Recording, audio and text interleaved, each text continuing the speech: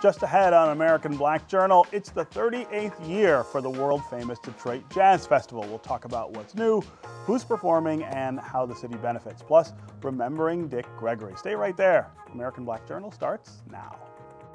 American Black Journal is funded by the W.K. Kellogg Foundation, a partner with communities where children come first.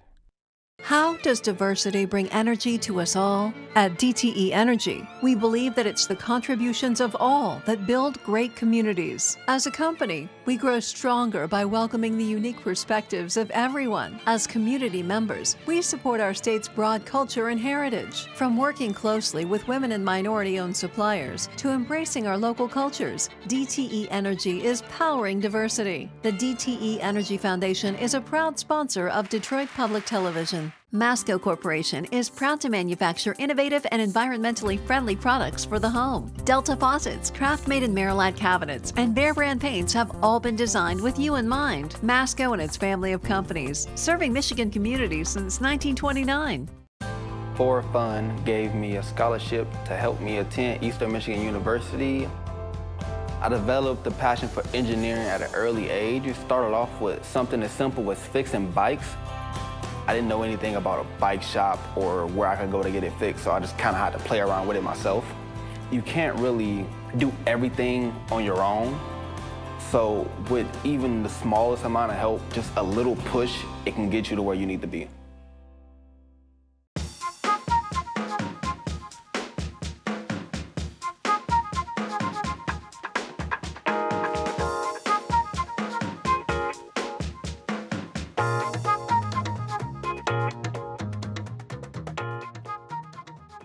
Welcome to American Black Journal. I'm Stephen Henderson. Labor Day is just around the corner, and that means it's time for one of my favorite Detroit traditions. The 38th annual Detroit Jazz Festival, presented by Quicken Loans, takes place over the holiday weekend. An estimated 250,000 people will visit downtown Detroit for the free event that features a world-class lineup of performers ranging from jazz legends to rising stars. Here to tell us more is Chris Collins. He's the president and artistic director of the Detroit Jazz Festival Foundation, along with Jasmin Deforrest from Rock Ventures and drummer Gayelynn McKinney, who is the festival's hometown artist. Thank you all for being here. Thank you. Yeah, so as I said, Chris, you know this. This is one of my favorite weekends in Detroit. I just love the Jazz Festival, and it's not just the music, it's the tradition of it, and the fact that we do this in the middle of downtown Detroit, and all of these people show up and have such a great time. Yeah, and you know, people always talk about where are all these people in the jazz clubs? Yeah. Because that's the side that's quick to look at. But I look at it differently. We put on a jazz festival, a real jazz festival, and it draws 250 to 300,000 people in the name of jazz to the middle of downtown Detroit. Not a field outside the city, but amongst the architecture, the riverfront. And we play music on 4 stages for 4 days with all the greats, upcoming artists, our amazing hometown legacy artists. And we produce something that I think brings us all a little closer together through this wonderful, you know, hometown tradition. Yeah, 38 years, that's a long time. How's the festival changed over that time? Well, you know, I always like to start with what stayed the same, which it's still free. Yeah, right? And that's really important because a lot of festivals have not been able to maintain that kind of access. It's a real challenge, but thanks to our sponsors, including for the second time in a row, Quicken Loans, presenting sponsor, right? But we have a lot of individual donors and a lot of support from throughout the community. Our great volunteers who work, they help to keep it free every year.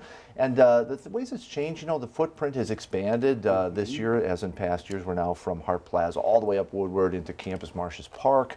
We have 4 stages with our talk tent and, of course, our legendary jam sessions that go from 11 till about 2 a.m. in the Marriott Hotel. So a lot of that has continued to amplify and enrich, and we work on creating an environment that is not only great for the artists, but great for families to come down and really share some kitchen table talk about what they saw, what they heard, and what they experienced in the great city of Detroit, the Jazz Festival. Well, and you've got live streaming now because we have the internet and all that sort of thing. That's it. You don't have to come downtown, although you should, and take part in the festival. But you can watch from home. You can, and thanks to the Doris Duke Foundation and a lot of other wonderful companies, we were able to create this infrastructure last year, and now you can stream all 4 days, all 4 stages. You register, it's live.detroitjazzfest.org, and Detroit Jazz Fest Live is the app. You download it, you have the streaming service for $10, you get all days. Send it to your friends around the country. If someone can't leave their house because of a physical issue that weekend, they can still enjoy the festival on all their mobile devices.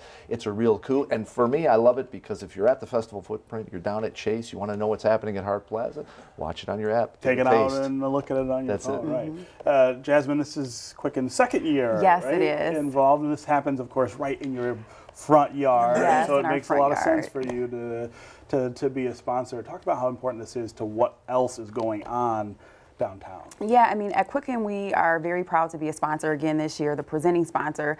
We are, and we consider ourselves to be a for more than profit, which means that we do believe in doing good in the community. And the Detroit Jazz Festival is one of those events that brings out such a diverse audience, all ages, shapes, sizes, colors, who come to Detroit. 25% are coming in from outside of the state of Michigan.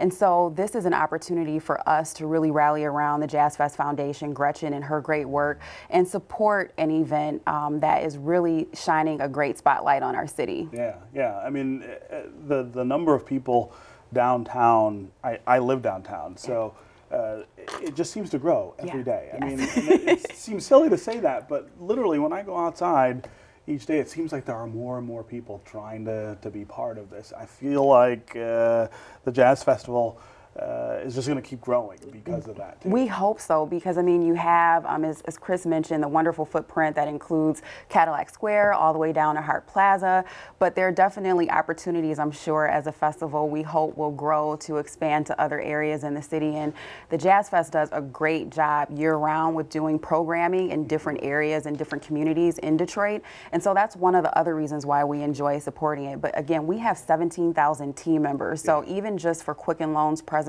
alone, and our family of companies in the downtown area, it's amazing. And it's also amazing to see people coming in from out of town, different cities, to live in Detroit, not only tour, but to live in Detroit. So, and I'm a native Detroiter, so I love it. No, it's really cool, right? Gayelynn, I am, of course, a fan of your music. I've seen you a couple of times performing. Talk about what it means to be the hometown artist at this festival. Well, I just want to tell you, she's absolutely right about them coming in from different places. I was performing in Buffalo a couple of weeks ago with Vanessa Rubin, and there's some people there that said, "Oh yeah, we're getting ready to gear up and go to Detroit." We're coming to Detroit, right? The Jazz Festival. I said, "All right, well, you'll see me there." See you, right? Yeah, so it's you know, it's nice to see what's happening in Detroit and how it's starting to come back to life. Yeah. And a lot of that has a lot to do with the festival. People really do love this festival and come from everywhere to come to it, and it's free, so that's a bonus. Right. And as far as what she was saying about also how Gretchen has really reached out there and helped the community, a prime example of that is that she has the Detroit Jazz Foundation, which allows me and a lot of other musicians to go into the schools. Yeah. So I do a residency every year at the Detroit Public Schools, which has been really fun and fabulous working with the kids. You know, so you know it's between her and some of the other business people around here, they're really starting to got the train going. Right. I'm going to embarrass you a little bit. But when you talk about homegrown jazz artists, I mean, there are lots of people who fit that description. But I mean, you occupy a really special place in that tradition, not just because of the work that you do, but the people who brought you up. And I'm not just talking about your father, Darren, who was amazing and quite well known, but also the other people like Marcus Belgrave. Yeah. You really come absolutely out of that Detroit tradition. Yeah, Dad, by the way, his name is Harold. Harold, I'm sorry. I got that wrong, Harold. That's all right, that's okay. Dad, you know, Dad years ago, he was one of the first people to play at the festival when it was called Montreux, and he was one of the first people to be a part of not only the performance of it, but he kind of was helping in the organizing of it a little bit too. Yeah. And so he was really loved by the city, so much so they gave him a street sign. Right. That's why I should know he's Harold, right? No. I do have a cousin, Darren, who's also a musician. Yeah, he's a musician. But he gave a lot as far as his goal was to make sure that young people knew about jazz. And he could have left and gone to New York like a lot of his other compadres did, but he decided to stay here and make jazz important here and teach it to the kids. And that's when he came up with the Scholastic magazine that was put in the schools to teach about jazz. And then, of course, he was a staple here at the festival for many years doing Discover Jazz, which was basically aimed at children and teaching them about jazz in an edutainment kind of way. Right. Yeah. Well, we'll talk a little more about that next generation of jazz artists in a little bit. Coming up, we're going to talk more about that and see a performance by this year's Artist in Residence. But first, we continue our look at the Detroit Historical Society's Detroit 67 Oral History Project. Here's businessman Joseph L. Hudson Jr. talking about how New Detroit was formed after the rebellion. After the riot started, we met in the McGregor Memorial Building on the Wayne State University campus and went around the table. And everybody was asked to express who they were, what they'd been doing, and what they thought were the priority challenges that New Detroit Committee could address. And there were people that spoke with halting voices, very emotional and humble. And there were no great lectures being given by anybody as to what caused this and what needed to be done. There were just lots of ideas. The three young black activists all spoke, and they were not hesitant at all to announce what they thought the problems were: not being able to find a job, not being respected by the heavily white-oriented police department, incidents that they'd personally witnessed, and the like. And they spoke in a language that had never been used in any community meeting I'd been at before, not hesitant to use four-letter words frequently to make their points. And this created an atmosphere. Something was new immediately, that we're in for a trip where we all had to be on our toes, to be outspoken in every way possible, but see what we could find as a meeting ground. Each year, the Detroit Jazz Festival selects a jazz legend to serve as artist in residence. This year, saxophonist and composer Wayne Shorter holds that title, which means he will officially kick off the festival on Friday night. Here's a sample of what jazz lovers are going to hear.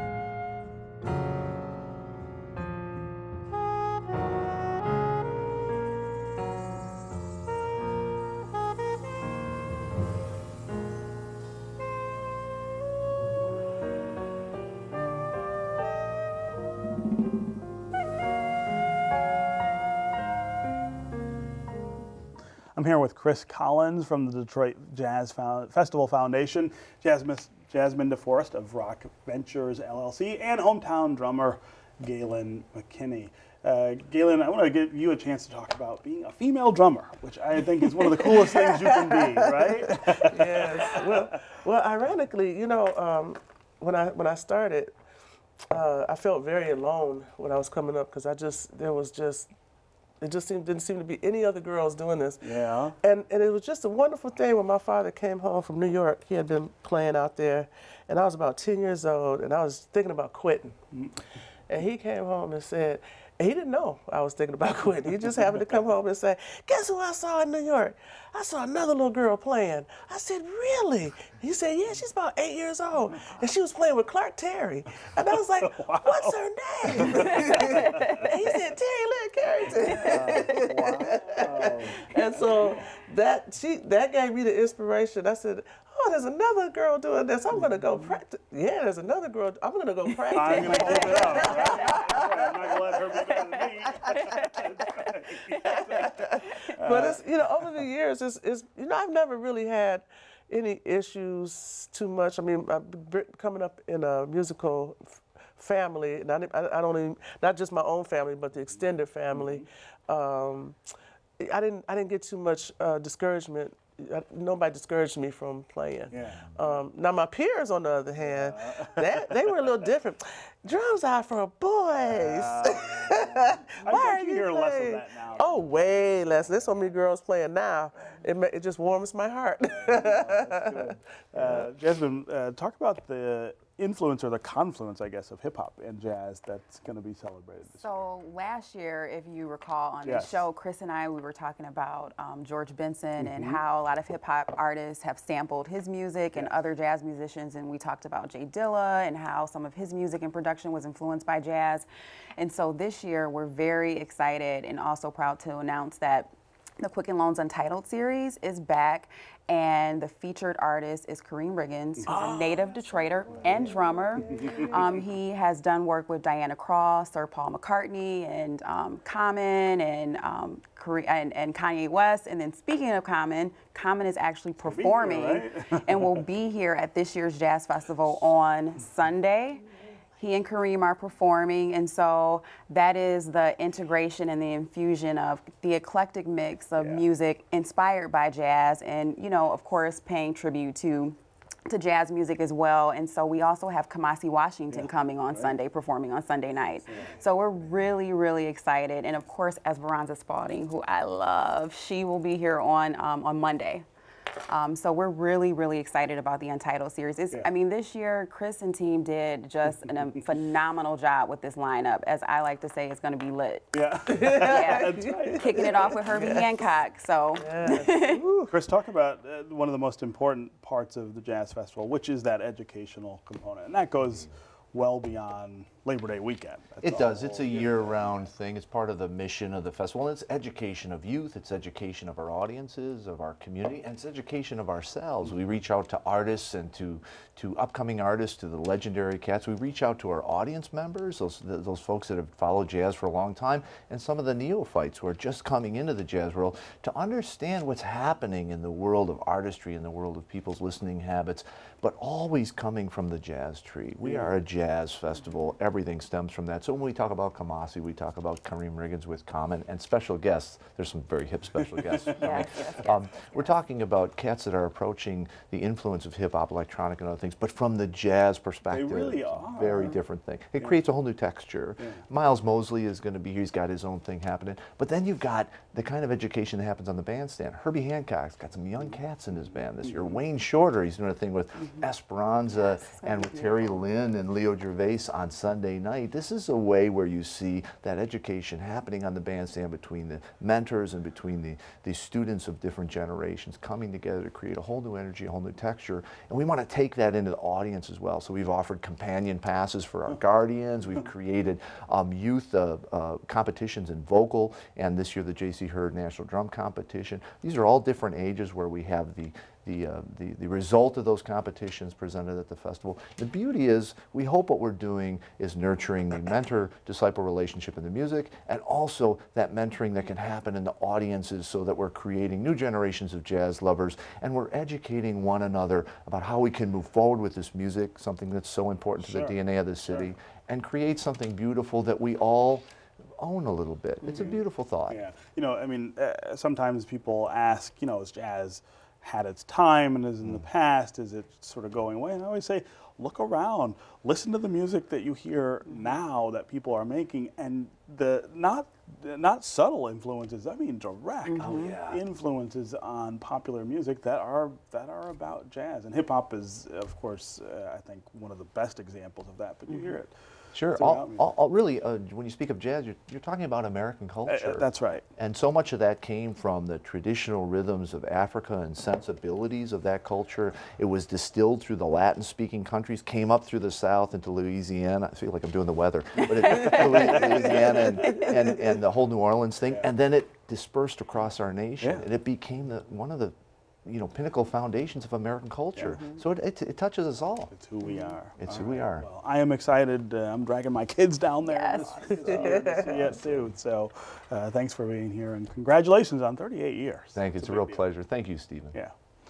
All right, finally today, we at American Black Journal want to pay our respects to comedian and civil rights activist Dick Gregory, who passed away last weekend. Gregory was one of the first African Americans to perform at white clubs in the 1960s. He was a guest on this show in 1981. Take a look. Black unity is the theme of this conference. What is your comment on the plight of black organizations?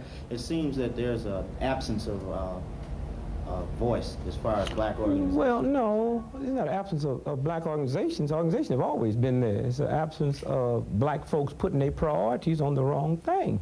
You know, I mean, we can hear black folks stand on the corner and philosophize about how white the urban league is, but you can't hear black folks philosophizing on how white cocaine is, and cocaine will kill you.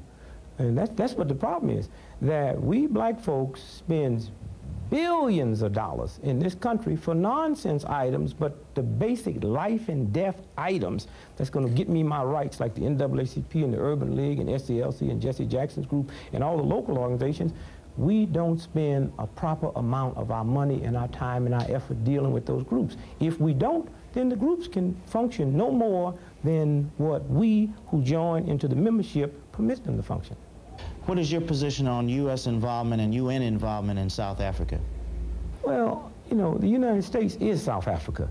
And, you know, all the manipulation that go on over there have always gone on because it's a money-making deal. But more so than that, we black folks have a big voice in South Africa. You know, you hear a lot of black folks say, well, Israel's dealing in South Africa. Israel is dealing in South Africa, but so is Coca-Cola. And Coca-Cola is closer to us than Israel. And when black folks, we should do it on college campuses. All black folks, especially on black colleges, and then on white colleges, should say, Coca-Cola, get off of here, because we're not going to tolerate Coke on this campus where you dealing and murdering our people in South Africa. And then from that, we will see other companies turn around and behave. And once we break the economic thing, then we'll break South Africa. Gregory mocked segregation and racial injustice in his comedy acts, and he was arrested several times during the 60s for participating in civil rights rallies. Dick Gregory was 84 years old. That's our program for today. Thanks for watching. For more information about our guests, you can visit AmericanBlackJournal.org. And as always, you can connect with us on Facebook and on Twitter. We'll see you next time.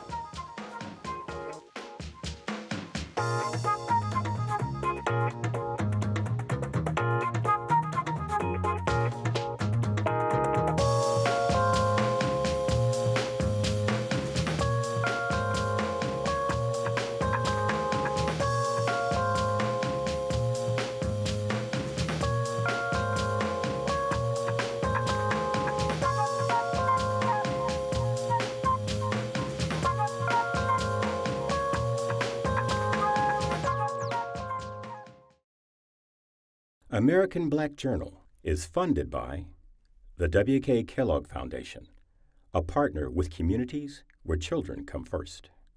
How does diversity bring energy to us all? At DTE Energy, we believe that it's the contributions of all that build great communities. As a company, we We grow stronger by welcoming the unique perspectives of everyone. As community members, we support our state's broad culture and heritage. From working closely with women and minority-owned suppliers to embracing our local cultures, DTE Energy is powering diversity. The DTE Energy Foundation is a proud sponsor of Detroit Public Television. Masco Corporation is proud to manufacture innovative and environmentally friendly products for the home. Delta faucets, craft-made in Merillat cabinets, and Behr brand paints have all been designed with you in mind. Masco and its family of companies, serving Michigan communities since 1929. For Fun gave me a scholarship to help me attend Eastern Michigan University. I developed a passion for engineering at an early age. It started off with something as simple as fixing bikes. I didn't know anything about a bike shop or where I could go to get it fixed, so I just kind of had to play around with it myself. You can't really do everything on your own, so with even the smallest amount of help, just a little push, it can get you to where you need to be.